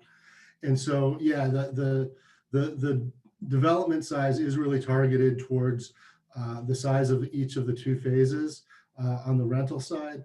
The for sale doesn't have the same constraints, but the focus is in the first 2 phases. is really on the meeting that missing middle on the rental side, where there are fewer resources in the outside of this site. We have had conversations about, potentially accelerating the for sale after the first phase is under construction, and that's something that we can revisit. It's really a function of financing for the specific target group. There are more resources available for rental housing development than there are for sale. And so that's something we'll continue to look at. And if it's possible to accelerate the for sale portion, we will continue to look at that. Okay, well, thanks, Jeff. We'll take the last 6 callers here. We'll try to get them done, and then we can go on to next steps. So I'll go ahead and ask, it says Bocassini, but Bocassini, I'm not sure if I'm saying that correctly. If you can go ahead and unmute yourself, you can please state your name. Yeah, thank you. Thank you. That's my last name. Serge Bocassini is my full name. I'm at 125 Elkenberg, so I'm in the factory condos as well. So I have the same concerns that have been expressed: density, parking, traffic, and infrastructure. Want to make sure that as we build out the community, that we build out the appropriate infrastructure for schools and transportation, but mostly parking and density is the biggest concern. The question, though, that I have is around the ownership of the rental units. Who owns the building, and what is the requirement for both background financial checks and other background checks on those that are renting? I noticed that you identified family of 5 with a single earner. Most families of 5 have dual income. So who's doing the checking to make sure that the income is accurate for the people that are renting, and that the renters actually have not just the down payment, but the wherewithal to continue the lease? I currently rent apartments out, and I have to follow very strict regulations by the town to ensure that I'm doing both background checks, financial checks, and annual reviews of the apartment that is being rented to make sure that it stays within the appropriate guidelines of not too many people in the apartment, no fire hazards, etc. So does Habitat own the building? And is Habitat required to do all of those checks on who is renting? Yes to both. And just piggyback on build out on the background check portion. We've got, in addition to staff that will be working on the site, we have in our Chicago office a robust compliance office that does nothing but ensure that we continue to comply with all of the regulations that come with the resources that are used to build these developments. So yes, Habitat will be the owner manager. Thank you. Right. So let me add to that just a bit. So Serge, everything that you talked about, there will be scrutiny with the residents who occupy those buildings and their property, and plus more, just based upon the financing that we're seeking and will receive. There will be income thresholds, and there'll be a certification process on an annual basis for that as well. Okay, we're going to move on to the next person. Looks like this is Patty. Patty, if you can go ahead and unmute yourself, you'll have 3 minutes. You can state your name and your address. Can you hear me? Yes. All right, this is Brian Sheehy. My wife Patty and I are here. What's your address, sir? 525 Green Street. Thank you. I guess as my impression was, we went to a council meeting a while back, and I think one of the questions was, how do we attract industry to the city? And I thought the answer was low-income housing. And I wonder if is this part of that solution, or there was something mentioned that there was some other future project that was outside of this scope, and is that to attract to provide the housing to attract the industry? And then I guess if that is, then why is this project prioritized over that one? Because I thought that was the big issue. And then I'm also interested in the question that the guy had about the water, the fees, the water and city sewer hookups, and how's that working? And if there's something going to be waived, could that be? I think that's a big building, a block too. We have vacant land for sale, and it's a big block. When we tell people how much it costs to hook up to the city sewer and water, it's a big block to selling land. It's a big block to building homes. So I wonder if there's going to be something for these guys. Would it be considered maybe across the board to make generally housing more affordable in the city? And then I guess some of the other questions that have been asked here but not answered, is there going to be some place that we can go on the website? I assume that we're documenting all the questions and getting the answers, because like the same guy asked about, will some of our taxes be subsidizing some of this stuff, which is an interesting question, I think, for everyone. So that's all I have. Okay, well, thank you so much, Mr. Sheehy. Moving on, I'm going to try to get to the last couple of comments here, and so we can get some folks coming in who have not been able to be heard. I'm going to go ahead and ask Queen Darlene Rhodes if she could go ahead and unmute yourself. If you've got 3 minutes, if you can state your name and your address. Yes, hello. Yep. Okay, hello. I live at 230 Baseline in Maple Glen Apartments. Now, I wanted to ask 2 questions. I know this is a nice setup you got going here, but I know this is just for housing also. But I know that side of town need a youth community center. I know they need that. Do you guys know anybody that could help me find out who could help with that? Does anyone know? About a community center? Yes, You that's mean about the community center that's going to be that's proposed as part of this, or as a standalone community center? So they're gonna have a community center there for the whole neighborhood, but just for the residents? No, but Jeff, do you want to answer that? Sure. And Kate, I'm about to run out of battery on my laptop. I have my Jeffrey's iPhone is also on here. If you lose me, will you activate that one? Sure. Okay. What we're contemplating here is a community room in the building, but it wouldn't be of a size to serve as a overall community center, like a recreation center or something like that. It would be more in the order of a meeting room and activity room. That would be the specific. Do you know anybody that, since you're in the building business, do you know anybody that you can recommend me to find out about that, since they're getting money from the government and everything, getting subsidized? I don't offhand, but it's something that we can think about and circle back with Kate. Okay, and one more question. So as I understand it, I'm a disabled senior and I won't be allowed to live there, right? Because I'm not in that middle bracket. No, I wouldn't say you wouldn't be not allowed. I would say that the income ranges are what we described. Seniors would certainly be welcome. Disabled folks would certainly be welcome. It'll be an accessible building. And as I mentioned, and Ryan mentioned at the beginning, we are going to try to get some vouchers that would which would broaden the range of affordability to include somebody in your situation. You're going to try, that's not in the plans yet though. Well, it's in the plans to try and get the funds, but there certainly has not been, we're not far enough along in the process to even for them to say yes or no.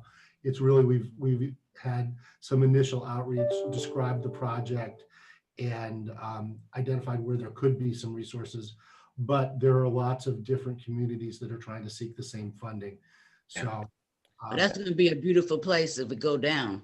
And I know I would sure like to live there. I know some other people would too. Yeah, I'd like to say that everybody will be welcome. There'll be some varying income considerations and thresholds, but it will be a complex for everyone. But that's not what I heard. But okay, I heard the middle income, I'm low income. I'm almost There will be some income considerations as we've planned right now. Yes. Okay. All right. Well, good luck with your project and thank you.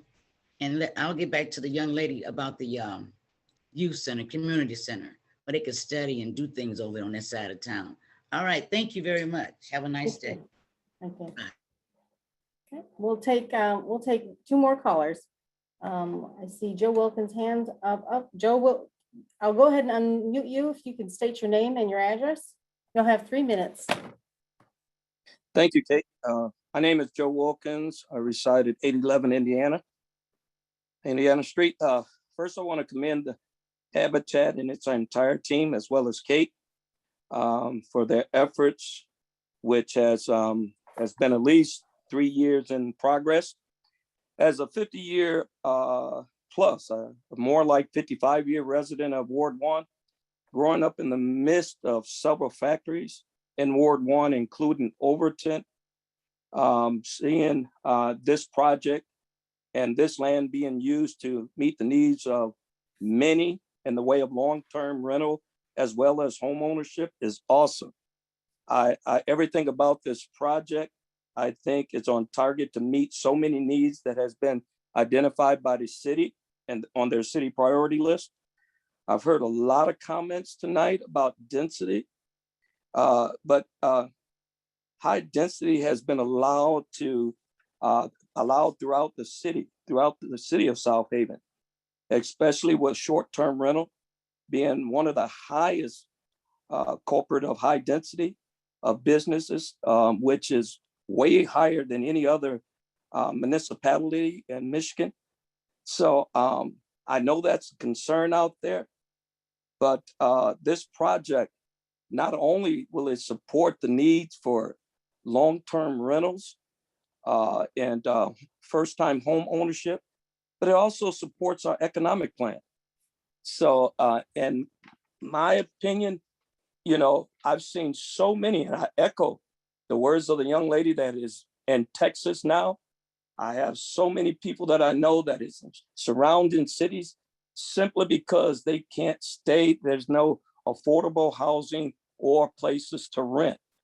So I hate to hear that this project is being viewed so in a negative tone. I respect everybody's opinion, but I think it's a win-win for this city in a way of economic support. It really will help us there. It would help our school district. Our school district, if I'm correct, the numbers are dropping as far as kids because families can't find affordable housing or places to long-term to rent.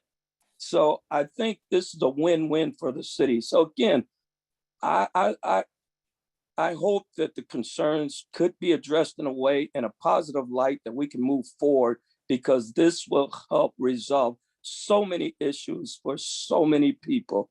And sometimes we have to put our own concerns on the back burner.